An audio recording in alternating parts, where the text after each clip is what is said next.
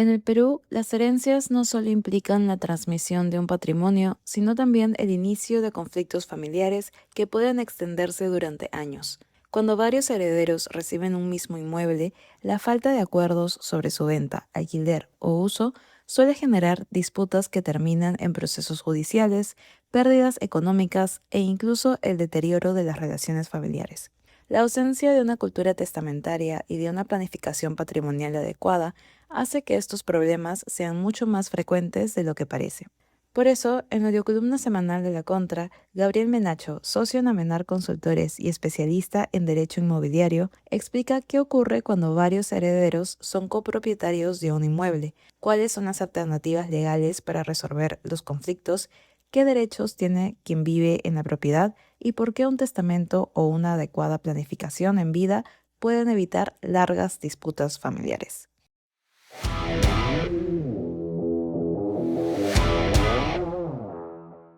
Cuando varias personas reciben un inmueble como herencia, se constituye un régimen de copropiedad. En principio, y es lo más regular, estas personas tienen todos porcentajes, derechos y acciones iguales, cada una, pero también se puede dar el caso que estos porcentajes sean variados teniendo en cuenta si es que hubo un testamento o si es que en todo caso hubieron relaciones diversas de manera previa a que se produzca el fallecimiento del causante. Siendo ello así, y habiéndose constituido una copropiedad, el Código Civil establece expresamente que las decisiones respecto a vender o alquilar el inmueble se tienen que tomar con unanimidad. Por lo tanto, todos tienen que estar de acuerdo. Y esto genera una serie de problemas, porque no es poco normal, más bien es muy usual, que las familias muchas veces no se pongan de acuerdo. Esto pasa aún más cuando hay estas relaciones diversas a las que me refería hace un rato, en las que, por ejemplo, hay hermanastros o personas que no necesariamente forman parte de una familia absolutamente nuclear, digamos, y que por ende pueden tener roces familiares más allá de los temas legales y que naturalmente llevan a no poder tomar una decisión respecto a la venta o arrendamiento de un inmueble. La salida aquí se hace complicada porque, como decía, la copropiedad exige la unanimidad. Entonces, tenemos dos alternativas en principio para solucionar este problema. Una es la de buscar el nombramiento de un administrador judicial. Este es un proceso que se lleva en el Poder Judicial, valga la redundancia, y mediante el cual se nombra a una persona encargada de administrar el bien. Cabe señalar que, en principio, para que esta persona, el administrador, pueda ejecutar alguna decisión o algún acto de disposición como venta o eventualmente un arrendamiento, necesariamente tendría que contar con la autorización de todos o solicitar una autorización judicial. Esto finalmente termina siendo contraproducente en la práctica porque genera mayores dilaciones en la decisión que uno puede o alguna parte de los copropietarios puede estar tratando de tomar. Siendo ello así, lo recomendable es que si es que es claro que no se va a llegar a un acuerdo, se proceda a iniciar un proceso judicial de división y partición, que implica, de hecho, en primer lugar, un procedimiento de conciliación extrajudicial en el cual se podría llegar a un acuerdo respecto al camino que se seguiría con el inmueble. Y en segundo lugar, vía judicial, se determine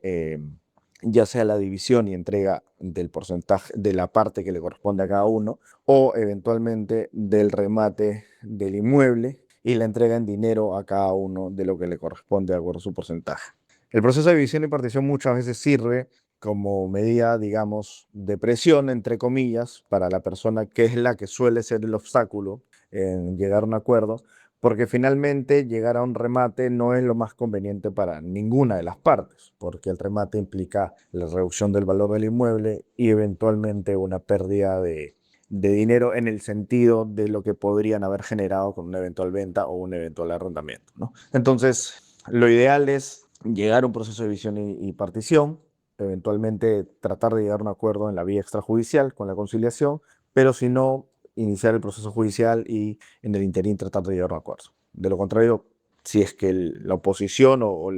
el conflicto se permanece en el tiempo, a pesar del proceso judicial y a pesar de estas, entre comillas, amenazas de que el precio baje y que todos pierdan, pues la única salida será la del remate judicial y la repartición del dinero generado, ¿no?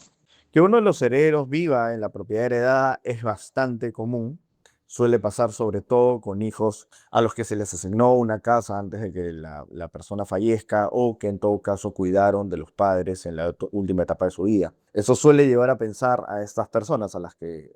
fungieron de cuidadores, de que tendrían algún derecho adicional respecto a sus hermanos o a sus coherederos. Esto no es así. Más allá del tema, digamos, emocional o moral dentro de esta situación, lo cierto es que la ley establece que los derechos son iguales para todos. Tanto es así que incluso si es que uno de los herederos hiciera uso exclusivo de la propiedad con exclusión de los demás, está obligado a pagarles una retribución. La compensación no es una indemnización como tal, a veces se toma esto como una indemnización, ya ha sido definido varias veces que esto no es una indemnización porque no es un daño el que se repara, pero sí una suerte de compensación que se tiene que pagar por parte de este coheredero que usa exclusivamente el inmueble. Hay que tener en cuenta esto que comento respecto a que esto tiene que ser un uso con exclusión de los coherederos, porque a veces de aquí parte el error cuando se reclama el pago de esta retribución, digamos, que no es un alquiler, y esto también es importante tenerlo en cuenta, porque el alquiler parte de un acuerdo entre todos y que tampoco es una indemnización. Esto es importante tenerlo en cuenta porque muchas veces trae problemas cuando los coherederos demandan a este heredero que está en uso del bien y plantean mal una demanda, porque usualmente esto es a lo que se llega cuando hay conflicto en las herencias, ¿no? En las familias. Esto tiene un argumento relacionado justamente a la copropiedad, que esto está establecido en el Código Civil, ¿no? Entonces, no hay un derecho mayor de la persona que lo usa, hay un límite que es que en todo caso, si excluye a los demás el uso, debe pagar una retribución. Y finalmente, esta persona obviamente está impedida de generar daño a la propiedad, de venderla, de arrendarla, porque todas estas decisiones corresponden o necesitan una decisión por mayoría. Entonces, estos límites naturalmente existen y naturalmente al ser la persona que usa, también es la encargada de realizar en principio el mantenimiento, por lo menos de las necesidades o de las mejoras urgentes que necesitaría el inmueble en tanto hace uso del mismo. Podríamos extender esto un poco más también a que naturalmente al ser el beneficiario de los servicios y obviamente los servicios municipales también, debería ser el encargado del pago de estos servicios de luz, agua, desagüe y de los arbitrios. Pero esto termina siendo un poco más gaseoso y suele generar conflicto en personas que quieren hacer uso exclusivo del inmueble, pero lo correspondiente sería que estas personas se encarguen de esos pagos. Y naturalmente el impuesto predial, que es algo que a veces termina siendo materia de conflicto, sí es algo que en principio tendría que ser pagado por todos, no solo por el que lo usa. Pero esto es un poco el escenario que se presenta cuando una persona hace uso exclusivo de un inmueble. En cuanto a los errores más comunes de las familias que llevan a conflictos, en realidad podemos fijarnos sobre todo en la parte previa, antes de que fallezca la persona y herede a sus hijos. El gran problema es que el Perú no tiene una cultura testamentaria. Es poco común, de hecho, ver que las personas generen testamentos y es muy importante que, digamos, la persona, ciertamente una persona puede fallecer repentinamente, pero las personas con una más alta edad deberían preocuparse en todo caso de ordenar un poco la casa para justamente evitar estos conflictos, ¿no? Este es un primer error, digamos, ¿no? O sea, no tener un testamento, no establecer lineamientos claros, naturalmente genera el que luego pues los hermanos se estén matando por la propiedad, ¿no? O por las propiedades en todo caso. Ese es un primer error y que puede solucionarse justamente con un testamento en la que si hubieran varias propiedades, por ejemplo, asignarle la propiedad a cada uno o en todo caso la persona antes de fallecer decidir a quién le asigna cada porcentaje de acuerdo obviamente al tercio de libre disposición que tiene. Lo segundo es no ponerse previamente de acuerdo los propios hermanos. Se puede celebrar acuerdos como pactos de caballeros, digamos, hablando de manera muy general,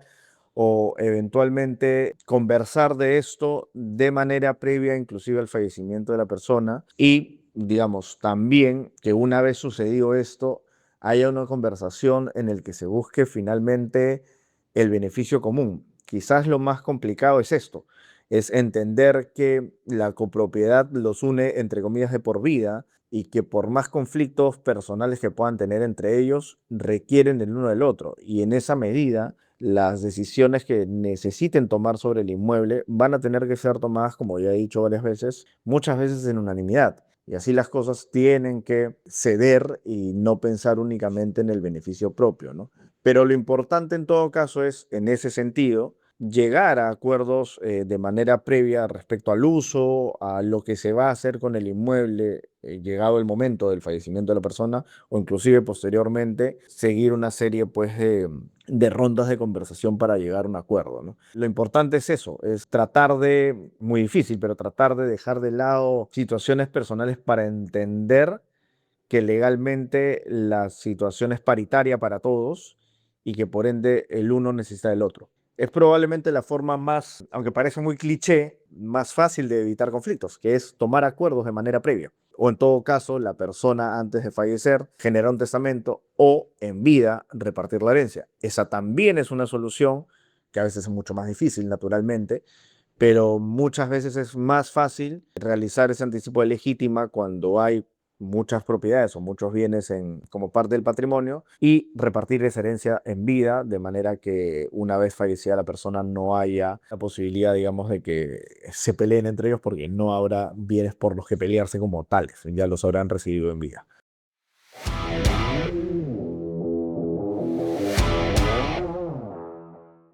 Eso ha sido todo por la audiocolumna de esta semana. Cuéntanos si conoces algún caso en el que una herencia haya terminado generando conflictos familiares y qué crees que podría haberse hecho para evitarlo. Recuerda que puedes tener acceso anticipado a nuestras audiocolumnas, además de documentos exclusivos uniéndote a nuestro Patreon en el link de la descripción o convirtiéndote en miembro de nuestro canal de YouTube en el botón unirse de aquí abajo.